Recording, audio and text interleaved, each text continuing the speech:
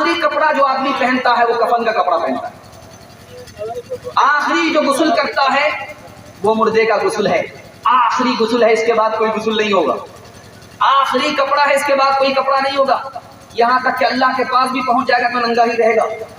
جب فیصلہ ہوگا جنت میں تو جنت میں کپڑے ملیں گے, آدمی ننگا ہی رہے گا. آخری کپڑا جو کفن کا کپڑا ہے اس کے حوالے سے سنا رہا ہوں. آخری جو غسل ہے مردے کا غسل, اس کے حوالے سے سنانے کے لیے جا رہا ہوں. انشاءاللہ اس کو سننا ہے. اور 10 آدمی کو پوری بستی میں تیار ہونا. جہاں مردہ غسل دیا جائے وہاں اس آدمی کو جانا ہے. کان سے جو بات ہمارے پیغام کی آئی ہے اس کو دھیان میں رکھنا. دیکھیے کہ وہ غسل جو کرا رہا ہے وہ صحیح غسل کرا رہا کہ نہیں کرا رہا. وہ جو کپڑا پہنا رہا ہے وہ صحیح کپڑا پہنا رہا ہے کہ نہیں پہنا رہا. وہ بیچارہ تو بے قصور ہے, مردہ ہے, قصور ہمارا ہے. ہم سنت کے خلاف اس کو غسل دے رہے. آخری غسل زندگی میں یہ دولہا کر رہا ہے. اس کے بعد اس کو کوئی غسل نہیں کرنا تھا. وہ بھی غسل ہم نے غلط کرا دیا, وہ بھی کپڑا ہم نے غلط پہنا دیا. اس لیے پورے مجمع کی ذمہ داری ہے جو میں آپ کو سنا رہا ہوں, اس کو دھیان سے سننا. غسل سے پہلے کیا سامان آنا چاہیے وہاں پہ, اس کو ذرا دھیان سے رکھیے.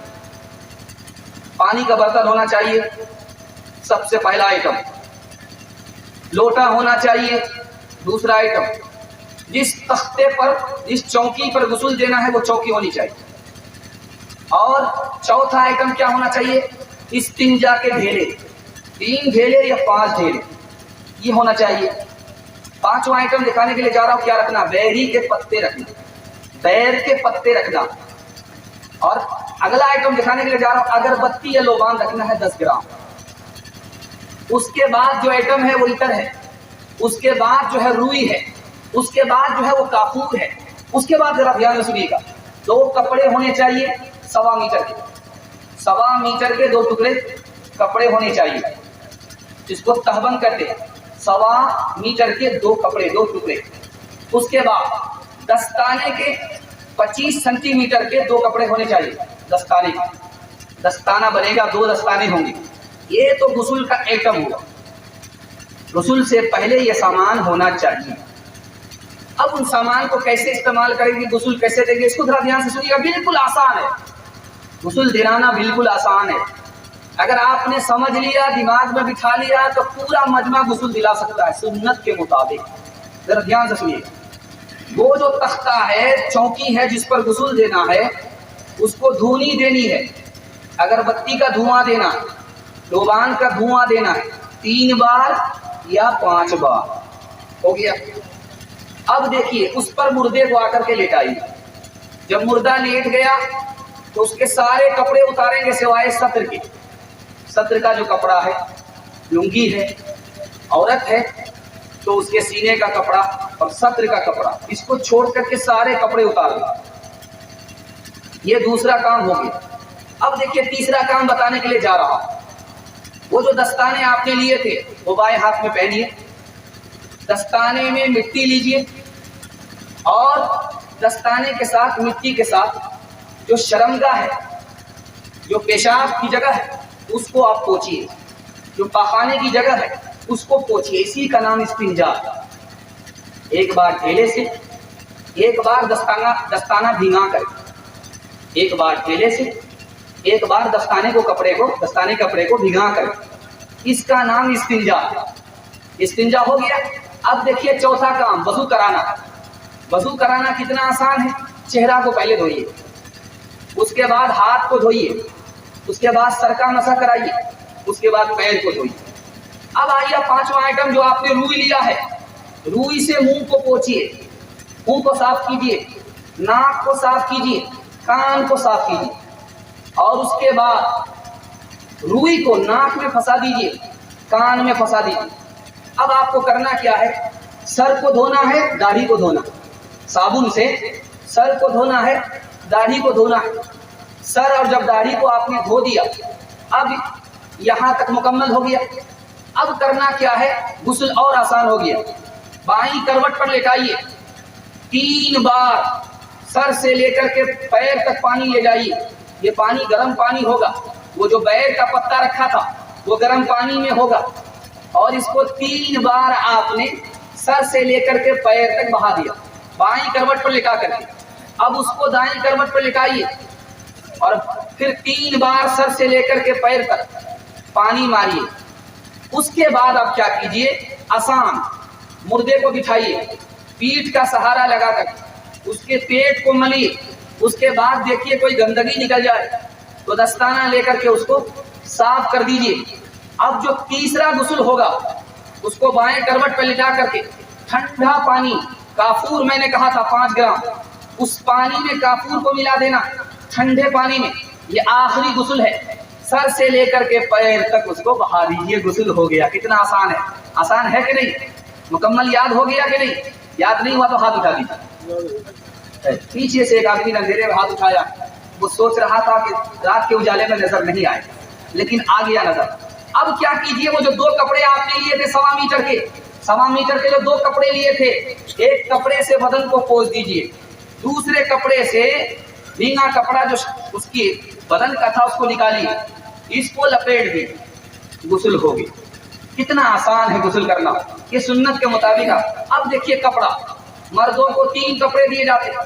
پہلا کپڑا پائجامہ کا ہے, ازار کا ہے 2 میٹر. دوسرا کپڑا کرتے کا ہے, وہ ہے 3.25 میٹر یا 2.5 میٹر.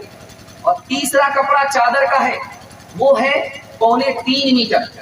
اس طرح 3 کپڑے میں مرد کو غسل دیا جاتا. عورتوں کو 5 کپڑے میں غسل دیا جاتا.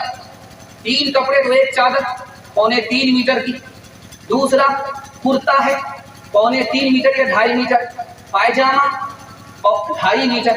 یہ کپڑے تو ہو گئے جو مرد کے لیے, وہی عورت کے لیے 2 ایسا کپڑے کا اضافہ ہوگا. ایک سینہ بند, ایک سر بند. ایک سینہ بند, ایک سر بند. سینہ بند ہوگا بغل سے لے کر کے ران تک, یہ کتنے میٹر کا ہوگا؟ 2 میٹر کا ہوگا. اور جو اوڑھنی ہوگی سر بند, یہ 1.5 میٹر. 5 کپڑے عورتوں کے لیے, 3 کپڑے مرد کے لیے. اب اس مسئلے کو ذرا دھیان سے سنیے گا جو آپ کو سنانے کے لیے جا رہا ہوں. بچے کو کفن کیسے دیا جائے؟ جو بچہ جوانی کے قریب ہے, جوان ہونے والا ہے, اس کو وہی کفن دیا جائے گا جو مرد کو دیا جاتا ہے. اس کو وہی کفن دیا جائے گا جو عورت کو دیا جاتا ہے. بچی کو وہی کفن دیا جائے گا.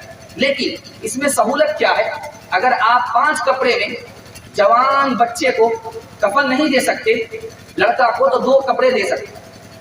اگر لڑکی کو 5 کپڑے نہیں دے سکتے, جو لڑکی جوان ہونے والی تھی مر گئی, اس کو 3 کپڑے آپ دے سکتے. اب یہ جو بچے چھوٹے ہیں, جو لڑکا ہے اس کو 1 کپڑے میں, جو لڑکی ہے اس کو, جو لڑکا ہے اس کو 2 کپڑے, جو لڑکی ہے اس کو 3 کپڑے. اب ایک بچہ پیدا ہوتے ہی مر جاتا ہے, اس کو 1 ہی کپڑا دینا, چاہے وہ لڑکی ہو چاہے وہ لڑکا ہو.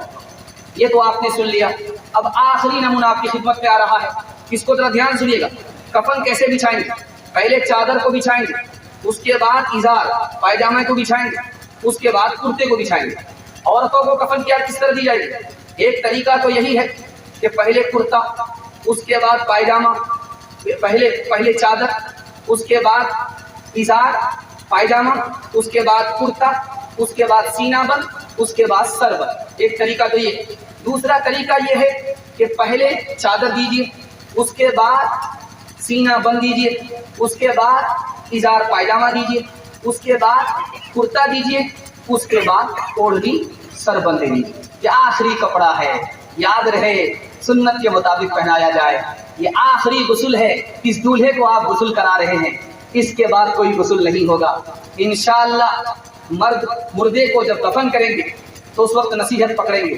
جب کسی کی موت آئے گی تو اس سے پہلے انشاءاللہ موت کی تیاری کریں گے. ہاتھ اٹھا دیجیے. انشاءاللہ بالکل صحیح جا رہا ہے. اللہ سے دعا کیجیے اخیر موقع سے, اللہ مرحوم کی بال بال مغفرت فرمائے, پسماندگان کو صبر جمیل عطا فرمائے. دنیا کے مسافر منزل تیری قبر ہے, طے کر رہا ہے جو تو 2 دن کا یہ سفر ہے. دنیا کے مسافر آنکھوں سے اپنی کتنے, آنکھوں سے تو نے اپنی کتنے جنازے دیکھے, ہاتھوں سے تو نے اپنے دفنائے کتنے مردے, انجام سے تو اپنی کیوں اتنا بے خبر ہے؟ دنیا کے مسافر منزل تیری قبر ہے، دنیا کے مسافر مخمل پہ سونے والے مٹی میں سو رہے ہیں، ساہو گدا یہاں پر سب ساتھ سو رہے ہیں، دونوں ہوئے برابر، دونوں ہوئے برابر، یہ موت کا اثر ہے، دنیا کے مسافر منزل تیری قبر ہے، طے کر رہا ہے جو تو 2 دن کا یہ سفر ہے، طے کر رہا ہے جو تو